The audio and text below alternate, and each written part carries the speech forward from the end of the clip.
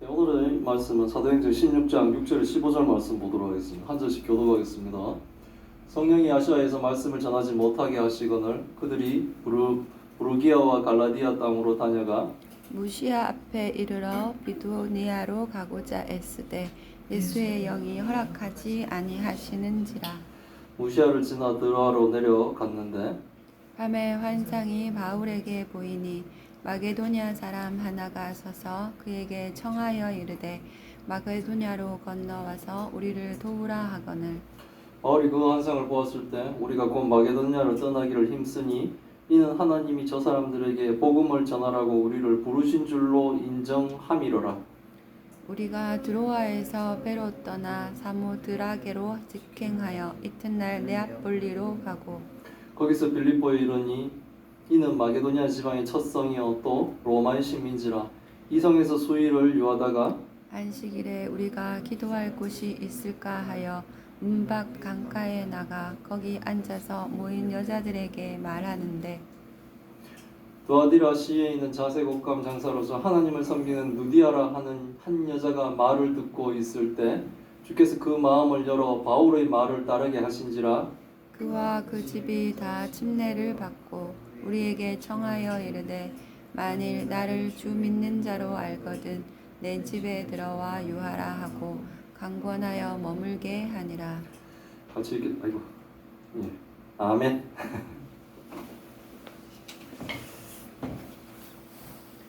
네, 오늘 제목은 바울이 드로아에서 환상을 보고 마게도냐로 가다라는 제목으로 말씀을 나누려고 합니다. 마가를 데리고 가는 문제가 있었죠. 마가를 데리고 가자는 바나바와 1차 선교회 때 힘들다고 돌아간 마가를 데리고 갈 수 없다는 이 바울의 의견이 심각하게 의견 대립이 있었고, 그래서 갈라진 바울과 바나바는 이제 다른 길로 2차 이제 선교 여행을 떠나게 됩니다. 바나바는 1차 때 갔던 구브로 섬 쪽으로 가고, 이제 바울은 이번엔 육로로 1차 때 방문했던 루스드라로 갔고, 그곳에서 뭡니까? 바울은 디모데를 만나 또 할례를 행하죠. 그러면서 할례 받은 디모데를 데리고 선교 여행을 또 하며 여러 교회가 믿음이 굳건해지고 수가 날마다 늘어갔다라고 성경은 또 설명하고 있습니다.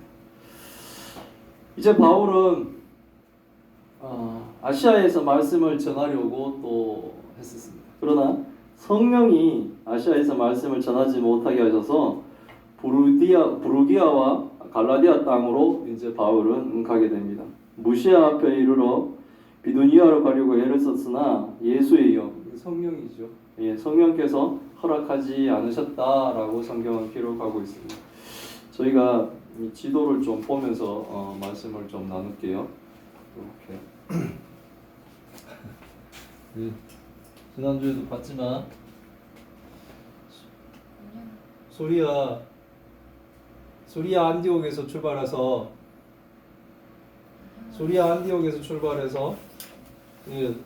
바나바는 구브로 섬으로 갔고 바울은 지금 길리기아로 가고 1차 때 죽을 뻔했던 루스드라까지 갔었죠. 루스드라까지 가서 이제 비시디아 안디옥에 이르러서 바울은 이 아시아 쪽으로 가고 싶었다는데 지난주에 제가 뭐 아시아를 우리나라가 있는 동남아시아, 동북아시아 이쪽을 설명했지만 실질적으로는 아시아는 소아시아라고도 얘기하는 터키 지방, 특히 서남부 지방입니다. 서남부 지방 에베소 교회가 있는 그곳이죠. 그곳으로 가고 싶었지만 성령이 그것을 말렸다 그래요. 북쪽으로 비두니아 쪽으로 가려고 해도 말리고 이 무시디아 앞에서 지금 아시아 쪽으로 가려고 해도 말리고 그래서 결국은 바울은 드로아까지 가게 됩니다. 이 길이 도보로 644km나 돼요. 그러니까 대구에서 서울까지 왕복하는 그 정도 길보다 더 먼 길이에요. 이걸 도보로 가지 않습니다. 자기가 행하려고 하는 그 뜻과 달리 성령의 인도하심은 비두니아로 갈까 아니면 이쪽 아시아 쪽으로 좀 갈까 이렇게 하는데 성령은 그것들을 막으시며 이렇게 드로아 쪽으로 갈 때 바울은 644km라는 이 먼 길을 이제 걸어가야 되는 그런 상황들을 맡게 됩니다. 그리고 이 드로아에서 다시 이제 환상을 보고 오늘 본문에 나오겠죠. 환상을 보고 네아폴리로 가서 이제 중간에 모드리게라는 뭡니까? 여기 중간에 섬을 한번 또 만나요. 섬에서 한번 들렀다가 결국 네아폴리에서 첫 번째 이 마게도냐의 성인 빌립보에 가서 복음을 또 전하게 됩니다. 그리고 쭉 타고 내려와서 고린도, 아덴을 거쳐서 배를 타고 자기가 가고 싶어 했던 에베소, 이 소아시아 지역에 있는 에베소 교회도 2차 성명회 때는 결국은 가게 되죠. 그리고 배를 타고 팔레스타인 지역에 있는 이 예루살렘 쪽으로 왔다가 다시 수리아 안독으로 돌아가는 2차 여행이 되고 있습니다. 이 지도를 좀 생각해 보시면서 본문 좀 본다면 많은 도움이 되지 않을까 싶습니다. 예, 바울은 성령의 인도를 따라 무시아를 지나 이제 드로아로 내려가게 됩니다. 바울과 디모데는 자신들이 지나가는 모든 도시에 복음을 전해야 된다라는 생각을 했지만 성령은 그것을 허락하지 않았다는 거예요. 그래서 그들은 드로아로 인도됩니다. 드로아와 비시디아 안디옥 간의 거리는 아까도 말씀드렸지만 도보로 한 644km나 되는 먼 길입니다. 그 먼 길을 가서 드로아에서 밤에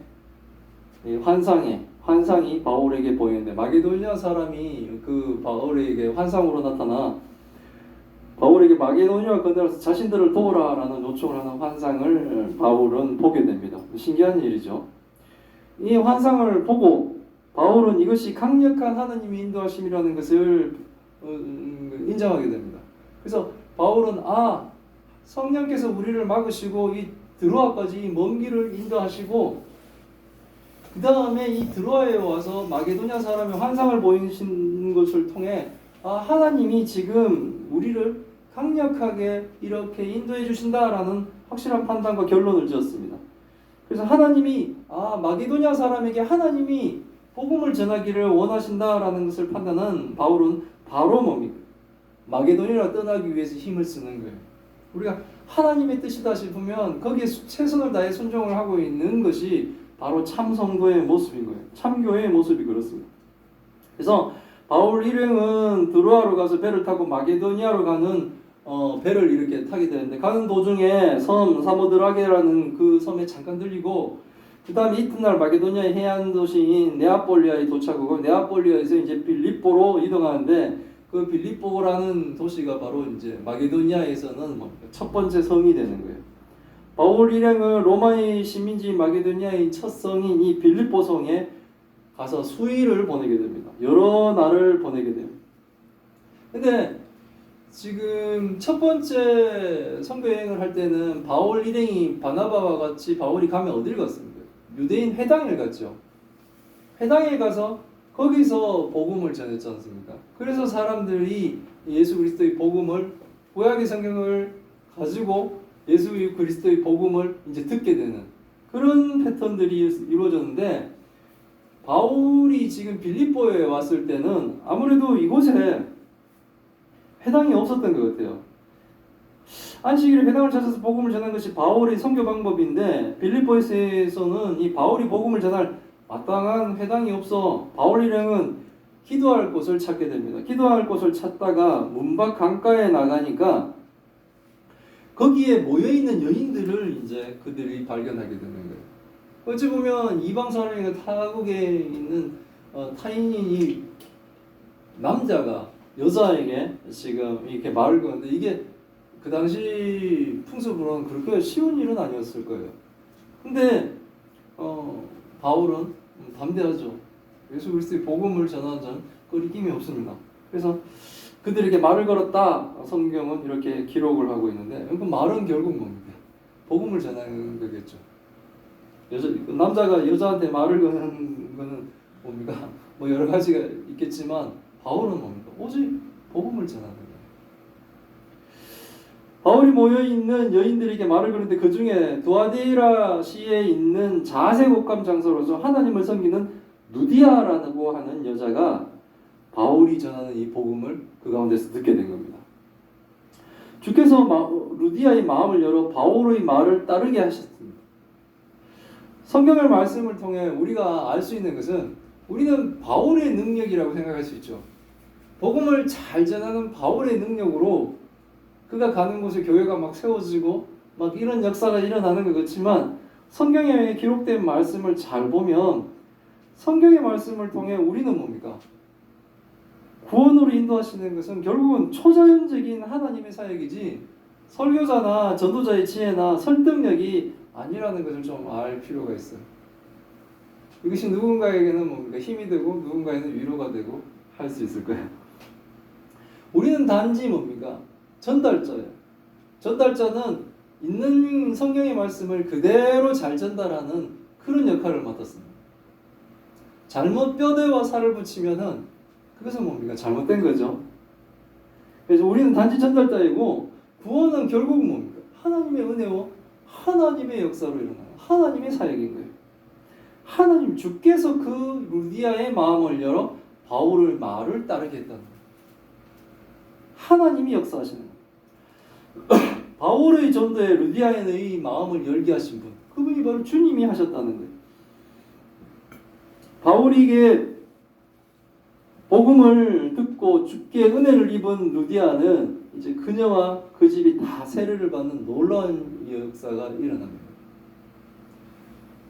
바울은 무심코 기도할 곳이 없어가지고 이렇게 기도할 곳을 찾다가 강가에 사람들이 모여있는 여인들이 모여있는 그곳에 가서 그는 복음을 전했는데 그곳에서 주님의 역사는 루디아라는 여인과 그 집안을 구원하시는 놀라운 역사가 일어났다는 거예요.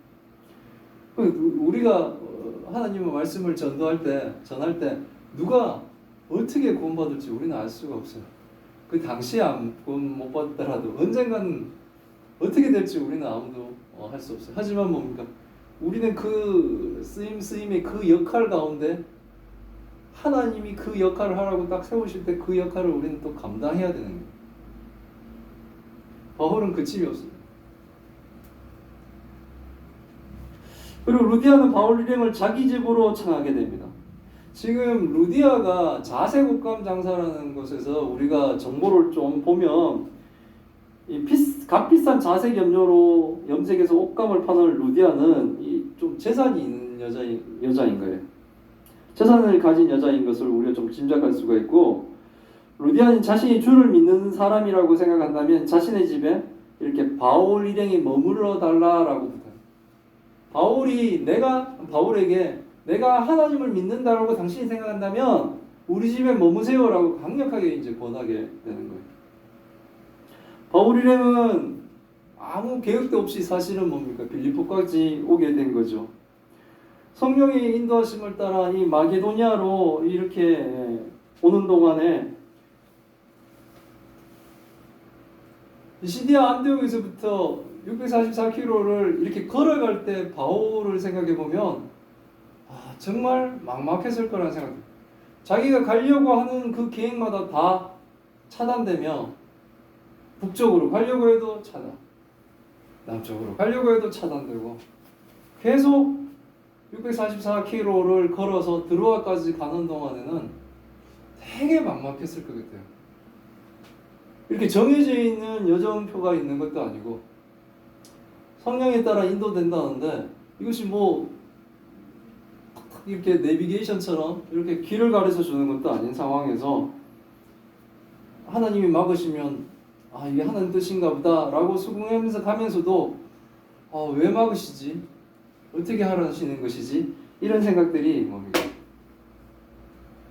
들지 않았을까? 이런 생각도 좀 해보게 됩니다. 하나님의 이 계획대로 산다고 하지만 사실은 뭡니까? 인간적으로는 무계획이잖아요. 그냥 아무런 인간적인 계획은 없이 그냥 오직 하나님이 인도하심을 따릅니다 라면서 드로아까지 왔고, 드로아에서 왔을 때 그때서 좀 더 확실한 마게도니아 사람의 환상을 보면서 이게 하나님 뜻이구나. 그때 좀 많이 기뻤을 것 같아요. 오는 동안 이게 뭐지? 어떻게 해야 되지? 어디로 가야 되지? 이런 생각을 했다가 그 환상을 통해 마게도니아로 가라는 말씀이구나 라고 마게도니아로 왔는데 수일을 지나도 기도할 곳도 없어요. 1차 전도여행 때 고생도 했지만 회당에 있어서 그래서 뭔가가 이렇게 비비면서 전도할 수 있는 그런 터전이 있었는데 빌립보에 와보니까 그런 것도 없어요. 막막한 거예요. 근데 하나님은 그들에게 복음을 전할 수 있는 전초기지를 누디아라는 여인을 하나님이 준비하시면서 바울 일행들이 머물 수 있도록 하나님이 인도해 주신 겁니다. 하나님과 동행하는 자들에게 하나님은 은혜를 베푸시며 하나님이 나라가 넓어지도록 그들을 뭡니까? 하나님의 기업에 참여시켜 주시는 거예요. 우리 인생들이 어떨 때는 이 바울이 비시디아 안독에서 드로아까지 644km라는 이 도보길을 걸어갈 때 같이 어찌 보면 막막할 때도 있다는 거예요. 과연 나는 하나님과 동행하고 있는 것인가? 나는 하나님과 함께하고 있는 것인가? 하나님 정말 나를 인도하시나? 아니면 이 길이 맞는가? 라는 이런 갈등들도 든다는 거예요.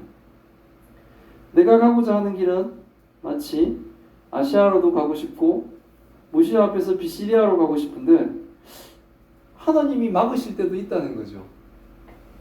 내가 가고 싶어하는 것을 하나님이 이렇게 막으실 때도 있다는 거예요. 그러나 뭡니까? 그때도 우리는 바울이 하나님을 따라가듯이 성령이 바울을 인도해 가듯이 우리도 그렇게 주께서 인도하심을 믿고 주를 따라가는 그런 성도들이 되기를 바랍니다. 나보다 하나님이 더 잘하시고 나보다 하나님이 더 정확하시고 나보다 하나님이 나를 더 위하신다는 것을 아시길 바랍니다. 하나님이 인도하시는 길이 마치 돌아가는 길 같기도 하고 내 뜻과는 전혀 다른 막막한 길 같아도 주께서 인도하심을 믿으며 우리가 묵묵히 순종한다면 하나님은 우리에게 루디아를 만나게 하시며 주의 일을 또 하게 하시는 거예요. 그 길을 기쁘게 가는 우리들이 되기를 바랍니다. 이때까지 살아온 것만 봐도 어디 우리가 다 계획한 대로 됐나요? 그렇지는 않잖아요. 그래서 하나님은 이 길 이렇게 우리를 계속 인도해 왔었고 또 하나님은 뭡니까? 지금도 우리가 하나님을 믿는 사람으로 살아가게 하고 계시잖아요. 세상 사람들 눈에 보면 아유 저런 상황에서도 어떻게 하나님을 믿어요? 하나님이 정말 계시다면 당신이 그렇게 내버려 둘까요? 이런 조롱 섞인 뭡니까? 말들도 하겠지만 우리는 뭡니까? 하나님을 믿으며 기뻐하며 살고 있는 거예요. 인생을 살면서 어떤 길로 우리가 또 가게 될지는 모릅니다. 하지만 우리를 인도해 주시는 하나님을 믿으며 하나님의 인도에 순종하며 가시게 된다면 하나님이 우리를 안전하게 가장 좋은 길로 인도해 주실 겁니다. 그 길을 기쁘게 가는 우리 예수사랑교회 성도와 우리 예수사랑교회가 되기를 기원합니다. 아멘. 아멘. 기도하겠습니다. 하나님 감사합니다. 오늘의 말씀을 통해 하나님의 뜻을 알게 하시니 감사드립니다.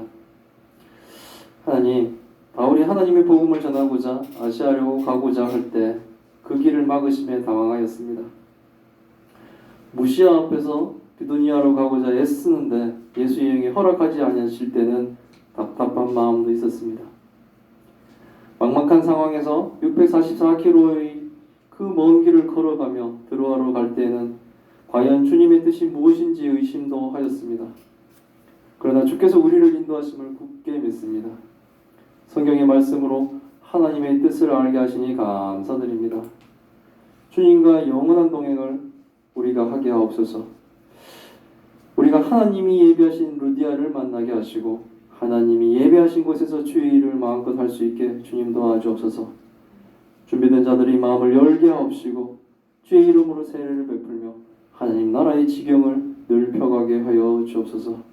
우리 인생을 인도하시는 하나님, 큰 병으로 고통받고 있는 주의 딸들을 기억하여 주옵시고 불쌍히 여기시고 긍휼히 여겨 주옵소서. 그 가족들을 위로하여 주옵시고 우리라가 하나님의 찬송가 하나님의 기도가 되게 하여 주옵소서. 이 모든 말씀 우리 주 예수 그리스도 이름으로 기도드리옵나이다. 아멘.